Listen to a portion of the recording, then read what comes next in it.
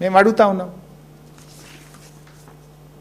అంటే నీకు ఒక విజన్ లేదు, నీకు ఒక ప్రణాళిక లేదు, నీదంతా రియల్ ఎస్టేట్ వ్యాపారం.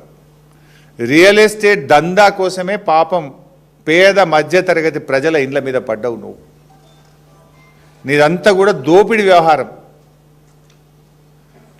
ఇవాళ నీ గెజిటే చెప్తుంది కదా. ఇవాళ మనం రోజు ఈ గత నెల రోజుల నుంచి టీవీ చూస్తూ ఉంటే అక్కడ గల్ఫ్లో యుద్ధం జరుగుతూ ఉంది. ఇరాన్ గల్ఫ్ యుద్ధంలో అక్కడ రాకెట్లు పడతా ఉంటే ఇండ్లు కూలిపోతూ ఉంటే,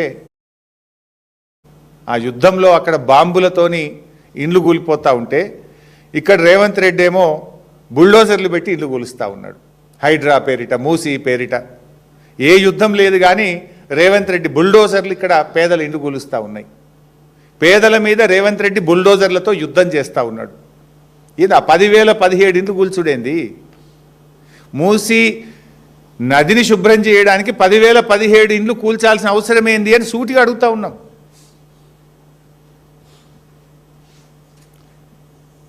రాహుల్ గాంధీ గారేమో బుల్డోజర్ రాజుకు వ్యతిరేకమని దేశమంతా తిరిగి చెప్తాడు. మరి రేవంత్ రెడ్డి కూల్చే ఈ బుల్డోజర్ రాజ్యం రాహుల్ గాంధీ కనబడతలేదా? రాహుల్ గాంధీ నువ్వు దేశానికి ఏం చెప్తావు? నీ మాటలు ఒకటి ఉన్నాయి. ఏ రాష్ట్రంలో అయితే నీ కాంగ్రెస్ పార్టీ అధికారంలో ఉందో దాంట్లో పూర్తిగా నీ ముఖ్యమంత్రి నీ మాటలకు భిన్నంగా ప్రవర్తిస్తున్నాడు. ఉత్తరప్రదేశ్లో జరిగే బుల్డోజర్ రాజుకు, తెలంగాణలో జరిగే బుల్డోజర్ రాజుకు తేడా ఏమున్నది? ఆడగదే ఇండ్లు గులగొట్టుడు, ఈడగదే ఇండ్లు గులగొట్టుడు కదా. మరి నువ్వు ఆడ పోరాటం చేసినావు, ఇక్కడ నీ ముఖ్యమంత్రికి ఎందుకు మొట్టికాయలు వేస్తలేవు? బుల్డోజర్ రాజును బంద్ చేయమని రేవంత్ రెడ్డికి ఎందుకు చెప్తలేరో రాహుల్ గాంధీ గారు ఈరోజు సమాధానం చెప్పాల్సిన అవసరం ఉంది.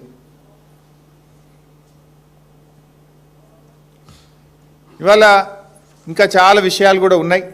బట్ నేను కొన్ని ఇలా డాక్యుమెంట్స్ కూడా ప్రజల ముందు పెట్టదలుచుకున్నా.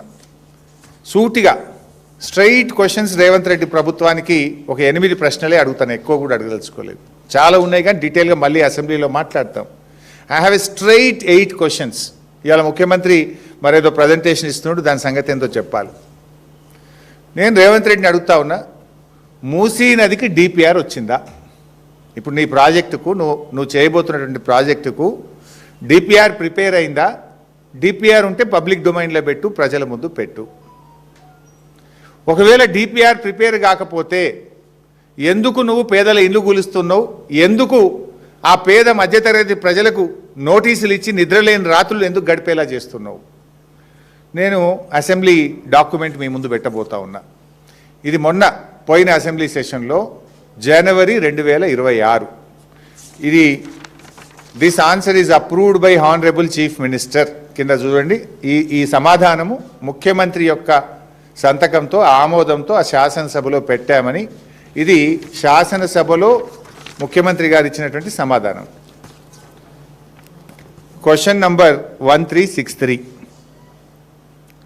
The details of the progress achieved regarding the Moosi revitalization project. ఇందులో ఆన్సర్ ఏమంటారంటే, the consortium will study, plan, analyze, design, prepare and submit the following DPR in 18 months from Usman Sagar to Gauravelli and Himayat Sagar to Bapu Ghat.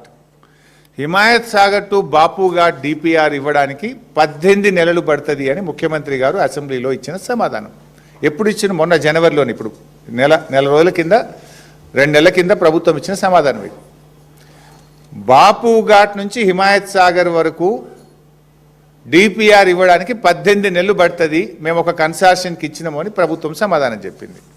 అంటే నీ DPR రావడానికే ఇంకా 18 నెలలు పడుతుంది. డిపిఆర్ఏ రాకుండా పేదలకు ఎట్లా నోటీసులు ఇచ్చినావు? డిపిఆర్ రాకుండా ఇండ్లు ఎట్లా కూలగొడుతున్నావు? అసలు నీ డిపిఆర్లో ఏమున్నదో తెలియదు కదా. డిపిఆర్ ఏమనిస్తుంది ఏజెన్సీ? ఎంత బఫర్ ఉండాలి, ఎట్లా గాంధీ స్టాచ్యూ కట్టాలి, ఎంత దూరం ల్యాండ్ ఎక్వైర్ చేయాలి, అవన్నీ బేసిక్ థింగ్స్ ఎక్కడొస్తాయి? డిపిఆర్లో వస్తాయి. There is no DPR at all. DPR రావడానికే 18 నెలలు పడుతుంది అని అసెంబ్లీలో నువ్వే సమాధానం చెప్పినవు. డిపిఆర్ లేకుండా ఎందుకు పేదలకు నోటీసులు ఇచ్చినావు? ఎట్లా, ఏ బేసిస్లో నోటీసులు ఇచ్చినావు? డిపిఆర్ఏ లేకుండా 10,017 ఇండ్లు కూలుస్తాము అని గెజిట్ నోటిఫికేషన్ ఎట్లా ఇచ్చినావు? వితౌట్ డిపిఆర్ నువ్వు ఈ నంబర్ ఎట్లొచ్చింది? 10,017 ఇండ్లు కూలుస్తాము అనే నంబర్ ఎట్లొచ్చింది వితౌట్ డిపిఆర్? దీనికి సమాధానం చెప్పాలి. నీ డిపిఆర్ 18 నెలలకు వచ్చేది ఉంటే ఇప్పుడే ఆ పేదలకు ఎందుకు నోటీసులు ఇస్తున్నావు? ఎందుకు బుల్డోజర్లు పంపుతున్నావు? ఎందుకు ఆ ప్రజలకు నిద్ర లేకుండా చేస్తున్నావు? ఎందుకు ఆ పేదల ఇండ్లు చాదర్ఘాట్లో 300 ఇండ్లు కూల్చినావు? దీనికి సమాధానం చెప్పు. This is my question number 1. Question number 2, అసలు మూసీలో నువ్వు చేసేది ఏంది? మూసీ నది ప్రక్షాళన చేస్తావా? మూసీ సుందరీకరణ చేస్తావా? మూసీ పునర్జీవన్ చేస్తావా? What is that you are going to do? Please clarify. Is it ecological purification or aesthetic beautification? ఏం చేస్తారు మూసీలో మీరు? ప్యూరిఫికేషనా బ్యూటిఫికేషనా? ప్రజలకు చెప్పు. ప్యూరిఫికేషన్కు మేము సహకరిస్తాం. We are with you. We will support the government.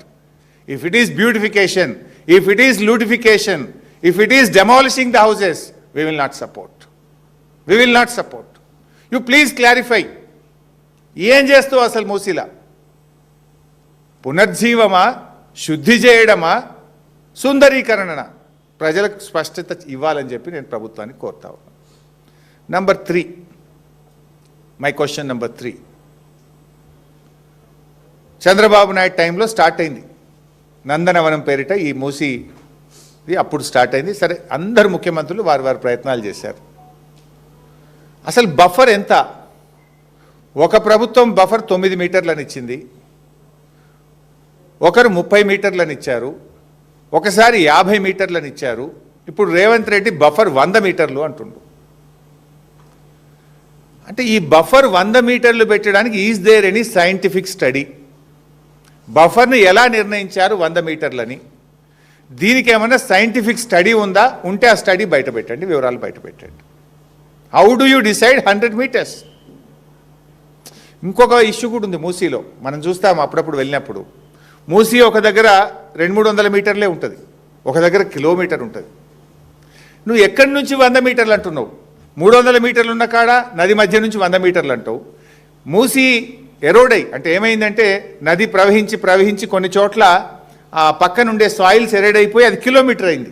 మరి కిలోమీటర్ ఉన్న దగ్గర కూడా బండు నుంచి 100 మీటర్లు అంటవా? 300 మీటర్లు ఉన్న దగ్గర కూడా బండు నుంచి 100 మీటర్లు అంటవా?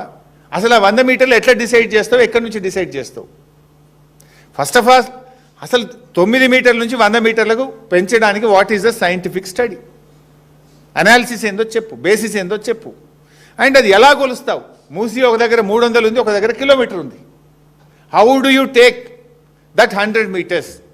300 అనే బేసిస్ తీసుకొని పోతే చాలా చోట్ల ఇండ్లు బచాయించిపోతాయి. మరి ఒక చోట కిలోమీటర్ ఉంది, కిలోమీటర్ ఉన్న దగ్గర కూడా ఆ బార్డర్ నుంచి 100 మీటర్లు డిసైడ్ చేస్తావా? How do you decide? Please clarify. This is number 3. Number 4, ఈ మూసీకి సంబంధించిన ఏదైనా ఒక నదిని మనము చేయాలనుకుంటే, ఒక ప్రాజెక్టు నిర్మించాలనుకుంటే ఒక 100 సంవత్సరాల డేటా తీసుకొని అనాలిసిస్ తీసుకొని చేస్తూ ఉంటాం.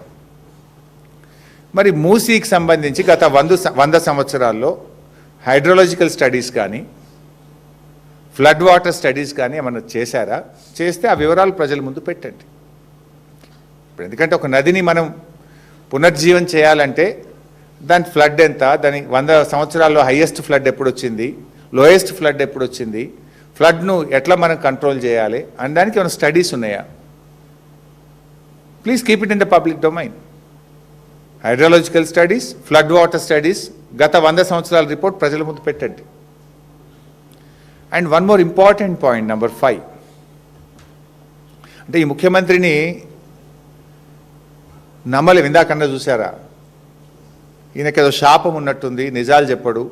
పూర్వజన్మలో ఏదో శాపం ఉన్నట్టుంది రేవంత్ రెడ్డికి. అబద్ధాలు తప్ప ఆయనకు నిజాలు చెప్పడం రాదు అని నేను ఉత్తగా అనట్లేదు.